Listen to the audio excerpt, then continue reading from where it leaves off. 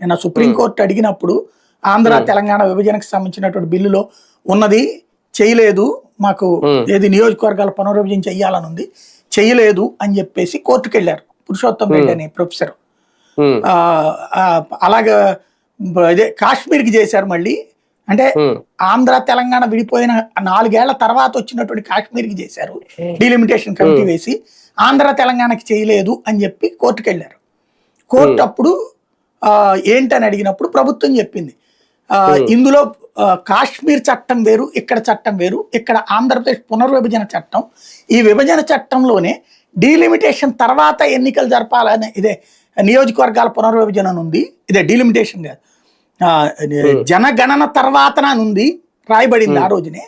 అంటే 2021లో ఈ జనగణన, ఇది చట్టం ఎప్పుడు వచ్చింది 2014. అప్పుడే ఏం రాసేసింది కాంగ్రెస్ పార్టీ, 2021లో జనగణన తర్వాతన లెక్కంది, 21లో జరగాల్సింది 26 దాకా జరగల, అందుకని నియోజకవర్గాల పునర్విభజన జరగలేదు, జనగణన తర్వాత అని ఆ చట్టంలో రాసుంది అని చెప్పింది. అంతే తప్పించి జనగణన వేరు, కులగణన వేరు, జనగణనతో ముడిపడి ఉంది నియోజకవర్గాల పునర్విభజన, అవును, కులగణనతో కాదు. అవును అవును. కానీ అన్ని కులగణన స్వాగతిస్తాయా? అందరూ ఒప్పుకుంటారు కదా. ఇప్పుడు కాంగ్రెస్ అనుకూల పార్టీల యొక్క కూటమి ఆల్రెడీ అడుగు